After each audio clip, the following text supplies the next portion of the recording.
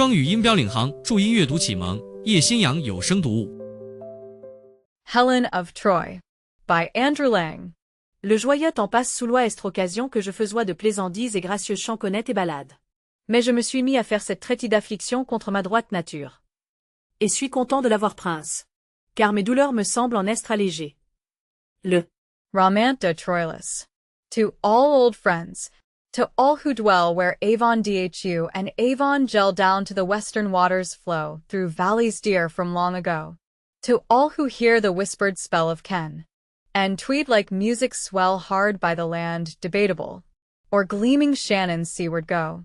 To all old friends, to all that yet remember well what secrets Isis had to tell, how lazy Charwell loitered slow sweet isles of blossomed May below, whatever befall. Wat befell. To all old friends, Book I The Coming of Paris. Of the coming of Paris to the house of Menelaus, king of Lacedaemon, and of the tale Paris told concerning his past life. I. All day within the palace of the king in Lacedaemon was there revelry, since Menelaus with the dawn did spring forth from his carven couch, and, climbing high the tower of Outlook, gazed along the dry white road that runs to Pylos through the plain, and marked thin clouds of dust against the sky, and gleaming bronze, and robes of purple stain. 2. Then cried he to his serving men, and all obeyed him, and their labor did not spare. And women set out tables through the hall, light polished tables, with the linen fair, and water from the well did others bear. And the good housewife busily brought forth meats from her store, and stinted not the rare wine from his Marian vineyards of the north. 3. The men drave up a heifer from the field for sacrifice, and sheathed her horns with gold, and strong Boethus the axe did wield, and smote her. On the fruitful earth she rolled, and they her limbs divided, fold on fold they laid the fat, and cast upon the fire the barley grain. Such rites were wrought of old when all was ordered as the gods desire. 4. And now the chariots came beneath the trees hard by the palace portals, in the shade, and Menelaus, new King Diocles of Faery, sprung of an unhappy maid whom the great Elean river god betrayed, in the still watches of a summer night, when by his deep green watercourse she strayed, and leaned to pluck his water lilies white. V. Besides King Diocles there sat a man of all men mortals sure the fairest far. For o'er his purple robe Sidonian his yellow hair shone brighter than the star of the long golden locks that Boethus wore. His face was like the sunshine, and his blue-glad eyes no sorrow had the spell to mar, were clear as skies the storm hath thundered through. 6. Then Menelaus spake unto his folk, and eager at his word they ran amain, and loosed the sweating horses from the yoke, and cast before them spelt, and barley grain, and lean the polished car, with golden rain, against the shining spaces of the wall, and called the sea-rovers who followed fain within the pillared forecourts of the hall. 7.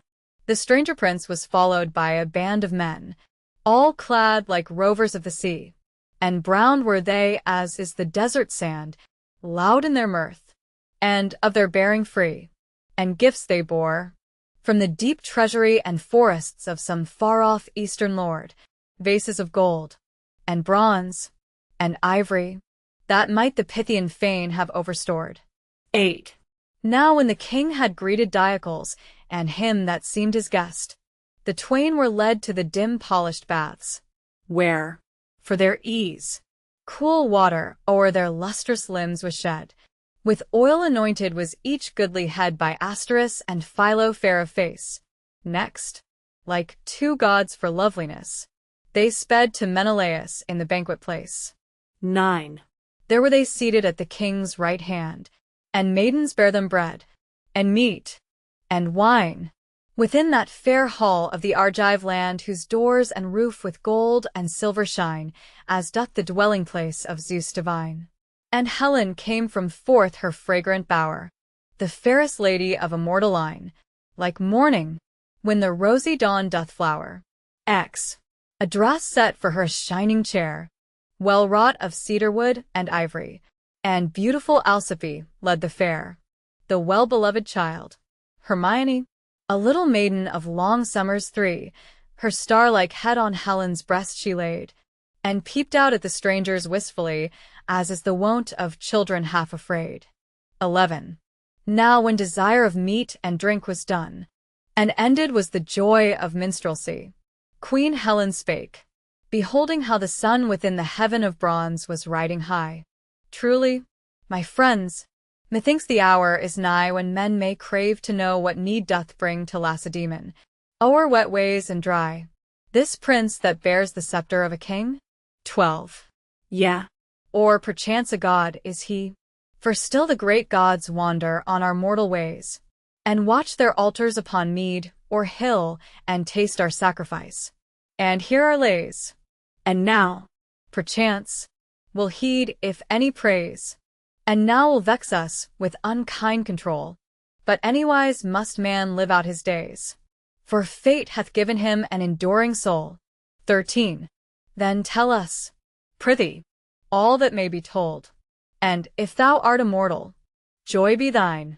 And if thou art a god, then rich with gold thine altar in our palace court shall shine, with roses garlanded, and wet with wine. And we shall praise thee with unceasing breath. Ah.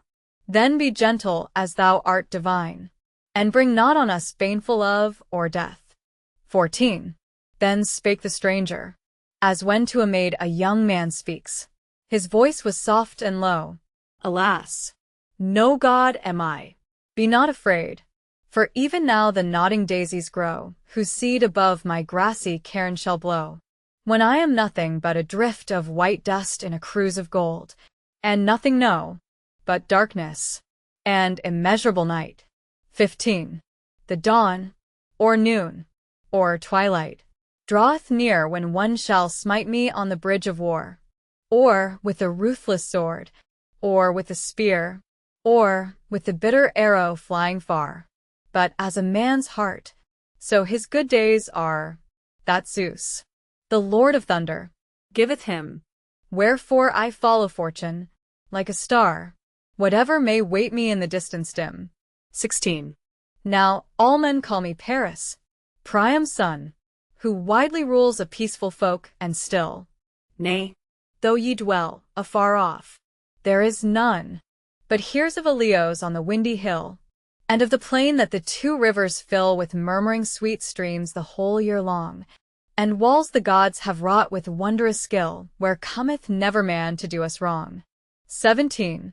Wherefore I sailed not here for help in war, though well the Argives in such need can aid. The force that comes on me is other far, one that on all men comes. I seek the maid whom golden Aphrodite shall persuade to lay her hand in mine, and follow me to my white halls within the cedar shade beyond the waters of the barren sea. 18. Then at the goddess' name grew Helen pale, like golden stars that flicker in the dawn, or like a child that hears a dreadful tale, or like the roses on a rich man's lawn, when now the suns of summer are withdrawn, and the loose leaves with a sad wind are stirred, till the wet grass is strewn with petals wan. So paled the golden Helen at his word. 19. But swift the rose into her cheek returned, and for a little moment, like a flame, the perfect face of Argive Helen burned, as doth a woman's, when some spoken name brings back to mind some ancient love or shame. But none save Paris marked the thing, who said, My tale no more must weary this fair dame, with telling why I wander all unwed. XX. But Helen, bending on him gracious brows, besought him for the story of his quest, for sultry is the summer, that allows to mortal men no sweeter boon than rest. And surely such a tale as thine is best to make the dainty-footed hours go by, till sinks the sun in darkness and the west, and soft stars lead the night along the sky. 21. Then at the word of Helen Paris spoke, My tale is shorter than a summer day. My mother, ere I saw the light, awoke, at dawn, in Ilios, shrieking in dismay, who dreamed that, twixt her feet there fell, and lay a flaming brand, that utterly burned down to dust of crumbling ashes red and gray, the coronal of towers and all Troy town. 22. Then the interpretation of this dream my father sought at many priestly hands, where the white temple doth in Pytho gleam, and at the fane of Ammon in the sands, and where the oak tree of Dodona stands with boughs oracular against the sky, and with one voice the gods from all the lands cried out, the child must die, the child must die. 23. Then was I born to sorrow, and in fear the dark priest took me for my sire, and bore a wailing child through beech and pinewood drear, up to the knees of Ida, and the hoar rocks whence a fountain breaketh evermore, and leaps with shining waters to the sea, through black and rock-walled pools without a shore. And there they deemed they took farewell of me. 24. But round my neck they tied a golden ring that fell from Ganymedes when he soared high over Ida on the eagle's wing, to dwell forever with the gods adored, to be the cupbearer beside the board of Zeus, and kneel at the eternal throne, a jewel 'twas from old King Tros's hoard, that ruled in Ilios ages long agone. 25. And there they left me in that dell untrod. Shepherd nor huntsman ever wanders there, for dread of Pan, that is a jealous god. Yeah. And the ladies of the streams forbear the naiad nymphs, to weave their dances fair, or twine their yellow tresses with the shy fronds of forget-me-not and maidenhair. There had the priests appointed me to die. 26. But vainly doth a man contend with fate. My father had less pity on his son than wild things of the woodland desolate. 'Tis said that ere the autumn day was done a great she-bear, that in these rocks did wan, beheld a sleeping babe, she did convey down to a den beheld, not of the sun, the cavern where her own soft litter lay. 27. And therein was I nurtured wondrously. So rumour saith. I know not of these things, for mortal men are ever wont to lie. Weener, they speak of sceptre-bearing kings. I tell what I was told, for memory brings no record of those days, that are as deep lost as the lullaby a mother sings in ears of children that are fallen on sleep. 28. Men say that now 5 autumn days had passed, when Agelos, following a hurt deer, trod soft on crackling acorns, and the mast that lay beneath the oak and beechwood sere, in dread lest angry Pan were sleeping near, then heard a cry from forth a cavern grey, and peeping round the fallen rocks in fear, beheld where in the wild beast's tracks I lay. 29. So Agelos bore me from the wild, down to his hut, and with his children I was nurtured, being, as was deemed, the child of Hermes, or some mountain deity. For these with the wild nymphs are wont to lie within the holy caverns, where the bee can scarcely find a darkling path to fly through vales of bracken and the ivy tree. XXX. So, with the shepherds on the hills I strayed, and drave the kine to feed where rivers run, and played upon the reed pipe in the shade, and scarcely knew my manhood was begun, the pleasant years still passing one by one, till I was chiefest of the mountain men, and clomb the peaks that take the snow and sun, and braved the angered lion in his den. 31. Now in my herd of kine was one more dear by far than all the rest, and fairer far, a milk-white bull, the captive of my spear. And all the wondering shepherds called him Star, and still he led his fellows to the war. When the lean wolves against the herds came down, then would he charge, and drive their hosts afar beyond the pastures to the forests brown. 32. Now so it chanced that on an autumn morn, King Priam sought a goodly bull to slay in memory of his child, no sooner born than midst the lonely mountains cast away, to die ere scarce he had beheld the day.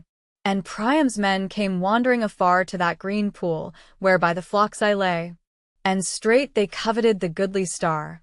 33. And drave him, no word spoken, to the town. One man mine arrow lit on, and he fell. His comrades held me off, and down, through golden windings of the autumn dell, they spurred along the beast that loved me well, till red were his white sides. I following, wrath in my heart, their evil deeds to tell in Ilios, at the footstool of the king. 34. But ere they came to the god-builded wall, they spied a meadow by the waterside, and there the men of Troy were gathered all for joust and play. And Priam's sons defied all other men in all Meonia wide to strive with them in boxing and in speed. Victorious with the shepherds had I vied, so boldly followed to that flowery mead. 35. Meonia, Phrygia, Troia there were met, and there the king, child of Laomedon, rich prizes for the vanquishers had set, damsels, and robes, and cups that like the sun shone. But the white bull was the chiefest one, and him the victor in the games should slay to Zeus, the king of gods, when all was done, and so with sacrifice should crown the day. 36. Now it were over long, methinks, to tell the contest of the heady charioteers, of them the goal that turned, and them that fell. But I outran the young men of my years, and with the bow did I outdo my peers. And wrestling, and in boxing, overbold, I strove with Hector of the ashen spears, yea, till the deep-voiced heralds bade us hold. 37. Then Priam hailed me winner of the day, mine were the maid, the cup, and chiefest prize. Mine own fair milk-white bull was mine to slay, but then the murmurs waxed to angry cries, and hard men set on me in deadly wise. My brethren, though they knew it not, I turned, and fled unto the place of sacrifice, where altars to the god of strangers burned. 38. At mine own funeral feast, had I been slain, but, fearing Zeus, they halted for a space, and lo, Apollo's priestess with a train of holy maidens came into that place, and far did she outshine the rest in grace. But in her eyes such dread was frozen then as glares eternal from the Gorgon's face, wherewith Athene quells the ranks of men. 39. She was old Priam's daughter. Long ago Apollo loved her, and did not deny his gifts, the things that are to be to know, the tongue of soothsaying that cannot lie, and knowledge gave he of all birds that fly 'neath heaven, and yet his prayer did she disdain. So he his gifts confounded utterly, and sooth she saith, but evermore in vain. XL. She, when her dark eyes fell on me, did stand at gaze awhile, with wan lips murmuring, and then came nigh to me, and took my hand, and led me to the footstool of the king, and called me brother, and drew forth the ring that men had found upon me in the wild, for still I bore it as a precious thing, the token of a father to his child. XLI. This sign Cassandra showed to Priam. Straight the king waxed pale, and asked what this might be, and she made answer, Sir, and king, thy fate that comes to all men born hath come on thee. This shepherd is thine own child verily. How like to thine his shape, his brow, his hands. Nay, there is none but hath the eyes to see that here the child long lost to Troia stands. 42. Then the king bare me to his lofty hall, and there we feasted in much love and mirth, and Priam to the mountain sent for all that knew me, and the manner of my birth. And now among the great ones of the earth in royal robe and state behold me set, and one fell thing, I fear not, even dearth, whatever the gods remember or forget. 43.